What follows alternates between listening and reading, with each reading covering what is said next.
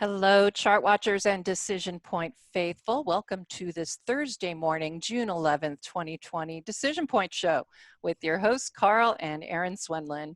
For those of you joining us for the first time, welcome aboard. And for our regulars, our faithful, welcome back.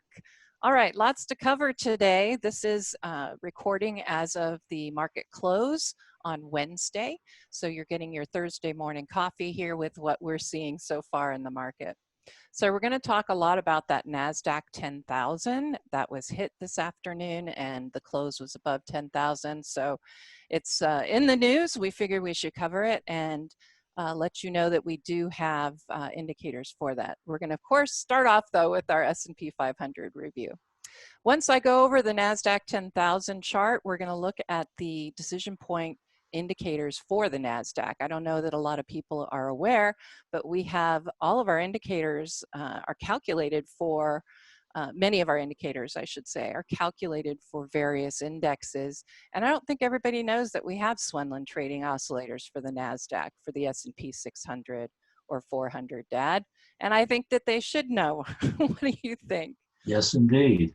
And I think to clarify that each of those sets of indicators are calculated from the components of those different indexes. So, Right. So they are what we call market indicators, because I did have somebody ask me, hey, I want to get the Swenlin trading oscillator on my stock charts, when they're looking at a stock. Well, those you can't calculate the Swenlin trading oscillator except on an index with many components. So it's a market indicator, and we have, of course, quite a few markets, and we have quite a few indicators to go along with that.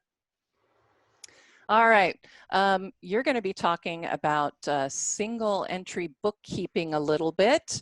I think that this is appropriate, especially on the day when the Fed had their meeting, and it sounds like everything's going to be left pretty much the same. They're even talking about it remaining pretty much where it is for the next 2 years, which I found interesting that they were sending out that far in the future kind of a message. But the markets, at least the Nasdaq, liked that a lot. So, all right, and then we'll finish with my DP Diamond of the Week. I presented it yesterday to my Diamond Report subscribers, and it was up over 5% today. So I figured I would give you a review of it, and I do still think that there's some upside potential there. So we'll look at that DP Diamond of the Week at the end of the program. All right, well, let's get into it. Before I do, though, I want to let everybody know, just for watching our show today, get back there, just for watching our show today, we are inviting you to try out our DecisionPoint.com reports. You can get a free 1-week trial. You just subscribe to our bundle package, because we want you to try out both of our reports, and you use the coupon code DP Trial, and that will get you a 1-week trial for free of our reports. Yes, you do have to put your credit card number in there, but you will not be charged if you do cancel before that week is out. So come give it a try, see what those diamond reports and those diamonds look like. We have archives from all of our reports back through January. So you can go ahead and go back and, check what we've been doing and what you've seen in the market lately. So go ahead and give it a try. DecisionPoint.com, 1-week free trial, subscribe to the bundle, use the coupon code DP Trial. All right, what's been going on with our Decision Point scoreboards? We follow these for the 4 major indexes. You can find these on the StockCharts homepage. You can put the DP indicators right there on your dashboard. So we're going to look at these just all together. And as you can see, it's very interesting. The S&P 100 and Nasdaq 100 have got all green on the top, all buy signals. But we're not seeing those long-term trend model buy signals coming in just yet for the Dow or the S&P 500. However, I will caveat that the SPY 2 days ago gave us a long-term trend model buy signal. So I expect to see this pretty quickly. We were really close today. I suspect the S&P 500 will follow up with a golden cross, a 50-200-day EMA crossover, and that will give us that buy signal over there. One thing I did want to note, because I don't know that it's quite that obvious, but look at the date. of the long-term trend model signal that came in on the Nasdaq 100. That came in back in March, and even though we had the big decline, the bear market decline, the 50-day EMA never dropped below the 200-day EMA on the Nasdaq 100. So just continuing to show that the technology side has been performing well throughout as a defensive sector during the virus, and clearly as an aggressive sector as people start moving in to those growth stocks that you can find in the Nasdaq 100 and the Nasdaq in general.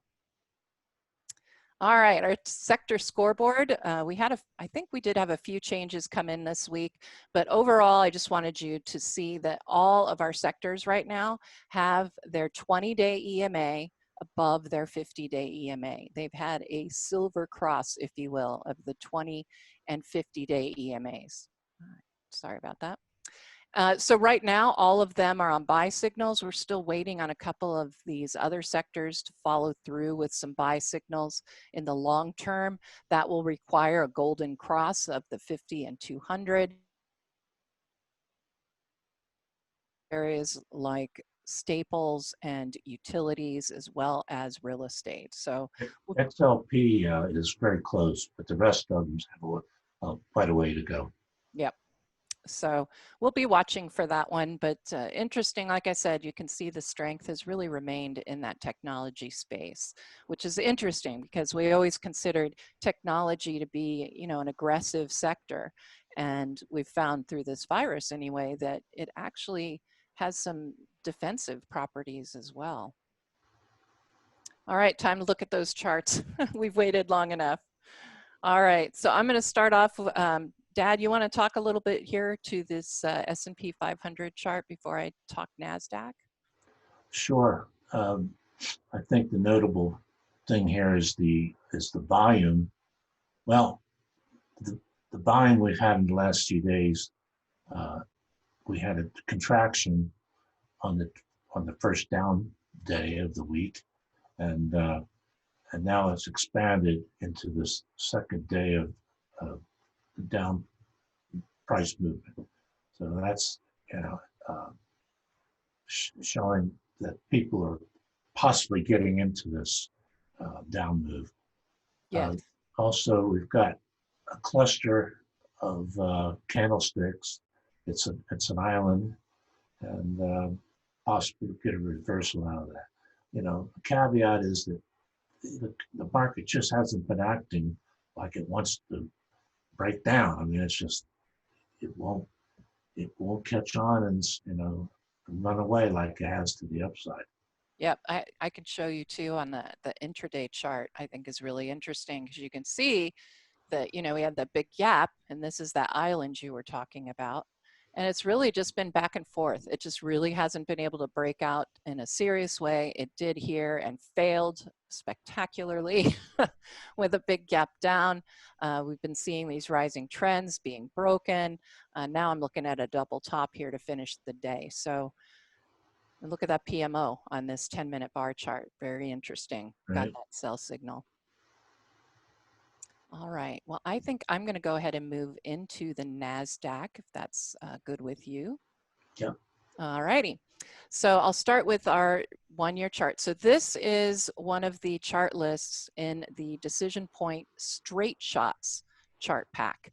And these chart packs you can get, you just go up here on the right-hand side, go to your account, and you will find where you can manage your chart packs. Currently, the DecisionPoint chart packs are free. So if you are a StockCharts Extra member or above, you might want to go ahead and download these now if you think you might actually have an interest in it later, because they will no longer be available on StockCharts for free. So time to do that. But I'm going to go right in here to the straight shots on the NASDAQ, and we'll start with the one-year chart of the NASDAQ. And really the main thing I wanted to point out, of course, is we did close above that 10,000 level. We'd already broken out to new highs, new all-time highs yesterday. And really the day before, it looks like, of course, we started that path. So technology has certainly been strong, but I do note this decline in the volume here that you were talking about as far as total volume, but looking just Right. specifically at the Nasdaq.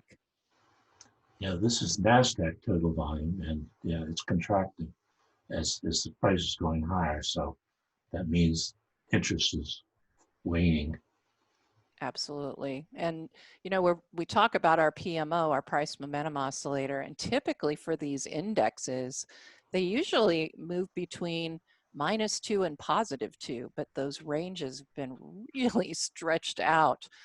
So even though we have a reading of 4, I mean, we got down to a reading of below -6. So it's certainly possible for that PMO to move higher, but it is overbought in a major way right now. Yep. Okay, so let's look at those Swenlin trading oscillators for the NASDAQ. And I've made these charts extra big for you so you can see what's going on here. I haven't marked those cardinal highs and lows. This isn't a chart that I typically look at every day. So I wanted to give you a feel for what we're looking at in the short term. And right now there's quite a negative divergence just by looking at the direction of these Swenlin trading oscillators in comparison to price. You know, we're getting that really big move to the upside, yet these short-term indicators are saying there might be some problems under the surface. All right, next up, the intermediate term breadth model and the ITVM, the intermediate term volume momentum oscillator. And this is, again, intermediate term. And I've been watching these. They've been very, very positive on the S&P 500, on a lot of these index charts. But as you can see right now, and this is on the strong NASDAQ, we just got to 10,000. And we saw, even on a move of, you know, how we've been going up for 4 or 5 days, yet the Swenlin trading oscillators turned down today on both of these. So that could be a hint that there might be a bit of a problem underneath, and you know, we might have gotten this really nice buying move, but it could end up being exhausted pretty quickly.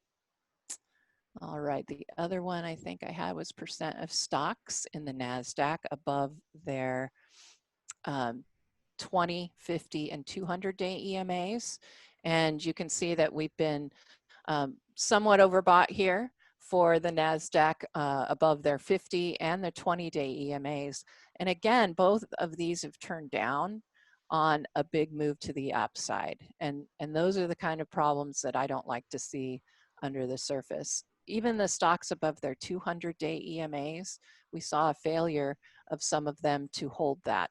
And you know, that's kind of deterioration you don't want to see. And honestly, if you look here at the stocks above their 20-day EMA, we have a declining top going on there, just barely, but it is. You know, when the market's in a bullish frame of mind, which it has been, overbought readings are not, you know, they're just no concern. But they're still one of the ways you can be looking for price tops, and at least be alert. I mean, I don't ever say, you know, when it gets overbought to sell short, bail out. Right. But you'll be more alert. Absolutely. And that's, you know, one of the things when we went into this bear market decline that I know you've said often, and that is that you have to start managing even your intermediate and long-term investments in the shorter term. You know, you have to keep them on a tighter leash than maybe you did before when you're in a situation like this. And overbought conditions, as you've said often as well, can persist. And you don't want to miss out on a move to the upside. So you just have to, you know, it's a tough line to to follow. All right, I think I What had, does bullish percent look like, by the way? yeah, that's the other one I had. Here we go. That's not one of ours, but we use it. Yes, we use it a lot.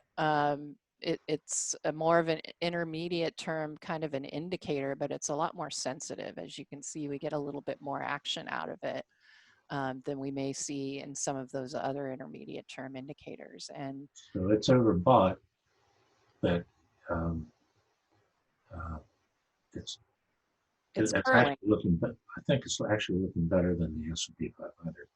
yep. Anyway, it's yeah, it is overbought. All right, well, speaking of that, let's look at that same chart on the S&P 500 because we can. All right, and this was, let's see, the BPI. And we'll follow it also with our silver cross and golden cross indexes. This measures how many of the S&P 500 stocks have a silver cross, or they're 20 above their 50.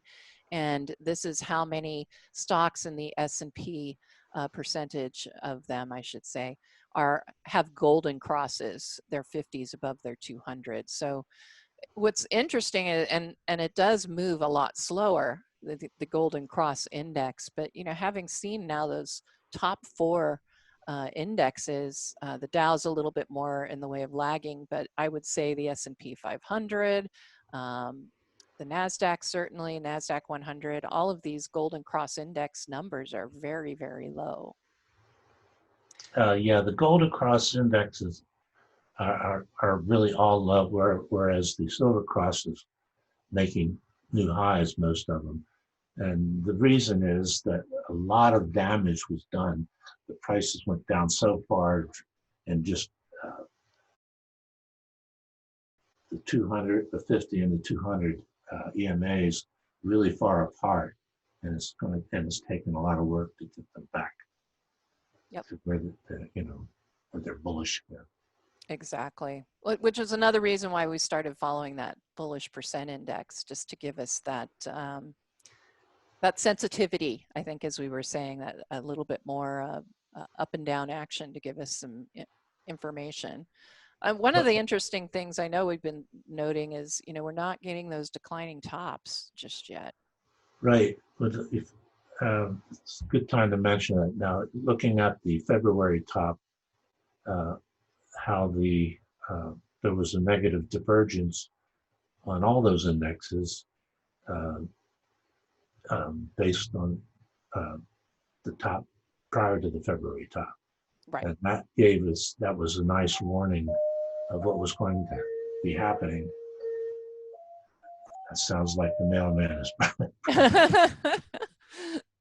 but it did give us a good warning ahead of time. Now, we got a similar warning on the BPI in April. You can see that. But right now, either we're not going to get a warning similar to what we did in early 2018. There was no divergence to warn us of the 10% crash they had back then. So right. either that's going to happen now, and I have no confidence it will, but or we're going to have to wait another month or so before to see a negative divergence build up. No guarantees we'll get a negative divergence either, but that's the kind of thing we're looking for on this chart. Absolutely. And now, since we don't have that negative divergence, now it really is a matter of watching these readings and how overbought they get. Right. And you can see that as well on this Silver Cross. We've reached a level, this 93% level. We haven't seen it in how many years? Well, we don't have maybe 3.5 years of data right now. Mm-hmm. But, I don't think we've ever seen that before. No, I mean, even on this chart, you can see it's been a couple years. So it's very overbought. All right, I think that was all of the NASDAQ charts I had that I was going to show. Were there any charts you wanted to add on your screen? Yeah, well, let me... you can talk about the single entry. Yeah, right. Yeah, single entry bookkeeping. Mm-hmm. Okay, we've covered this, but before I get started, I wanted to, mention that a quote, I believe it's by Milton Friedman several years ago, maybe a couple of decades, but at the time he said, "We have the best economy money can buy." And he was also famous for saying that if the federal government was put in charge of the Sahara Desert, in 5 years there'd be a shortage of sand. But to paraphrase his one quote there. We have the best stock market that money can buy, with all the liquidity that the Fed is putting out there. It's just hard to keep this market down. When I was talking about single entry bookkeeping, I worked for a company where the boss didn't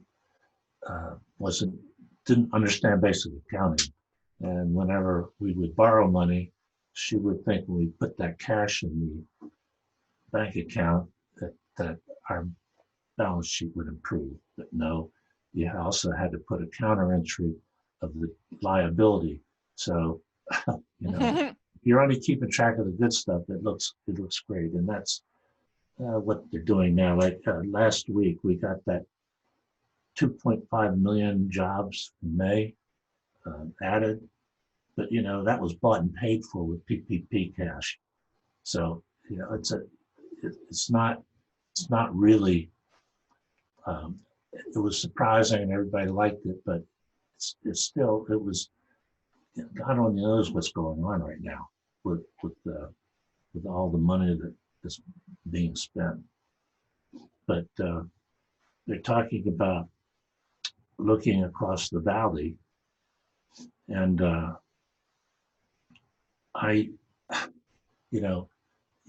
thing is, you cannot levitate across the valley. You still got to go through whatever sludge is down there in the valley, and people are not thinking about that yet. It's going to hit.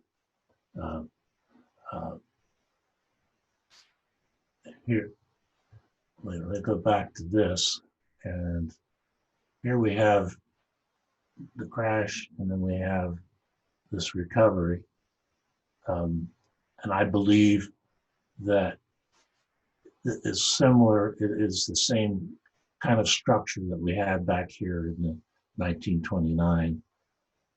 They had a market crash, and then it went up almost 50%. Now, the time elapsed between this peak and this peak was about 5.5 months. I think it was maybe longer than that, maybe 6 or 7. But I don't think that the short period of time we have here, I think it's just today we have computers, we have instantaneous market fills. You can make a trade, and once you click the button, it's instantly right. It's pretty much done. It's executed immediately. So, so I think that would account for less time.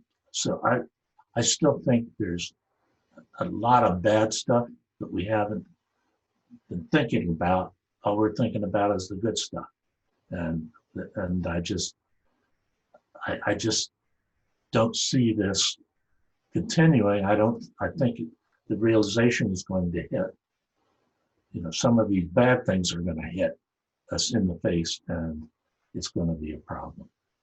Yep, absolutely. What are you thinking? I know a lot of people ask me continually if we're going to test those March lows. Oh, well, yeah, I think so. I mean, I'm still bearish in terms of the outcome here. I don't think there's ever been a time when we poured so much money. The Fed has poured so much money out there like this. So who knows? But it's not a good situation. What the Fed is dumping out is just, there's another side of the ledger that, that's money that we owe now. And it's just, I don't know how long this can keep up. It's scary. Yeah, it's unprecedented. So, I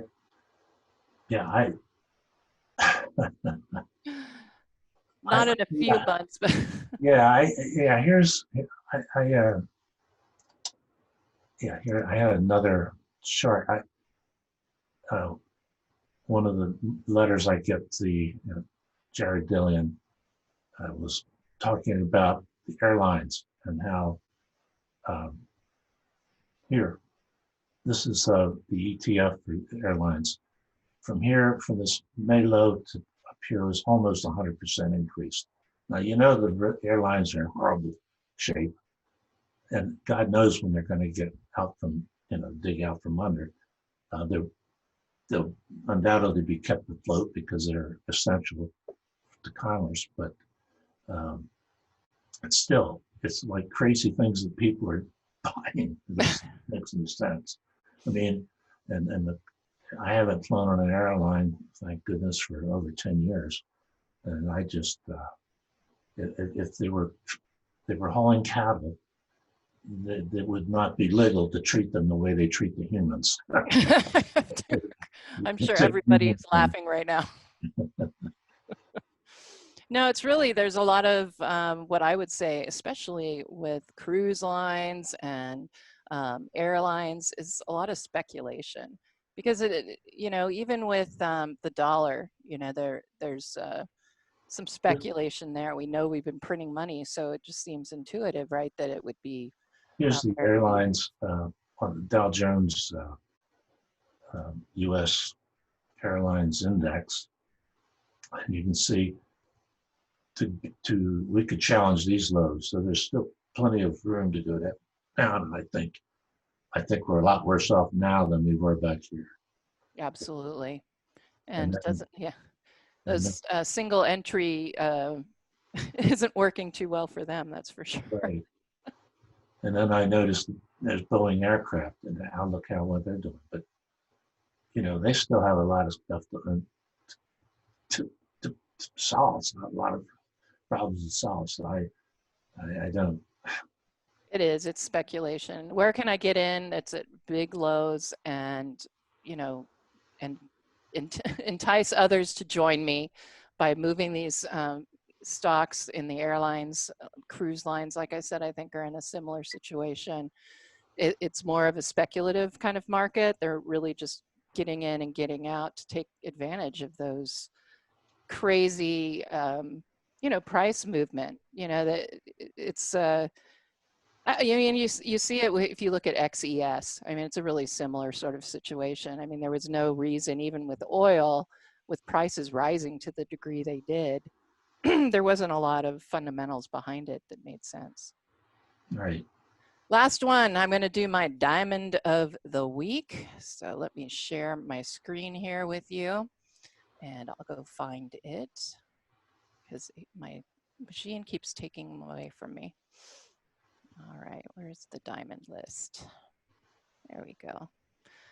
So my diamond for the day is, for the week, is GameStop. And let me make this a little bit bigger for everybody to see. Stretch it out. All right, so yesterday, I guess they reported earnings. They weren't great. The price moved down. I think it was down about 3% possibly. It was down quite a bit, and after hours trading, we were seeing that fall. But to me, I was seeing a lot of positiveness going on with this chart.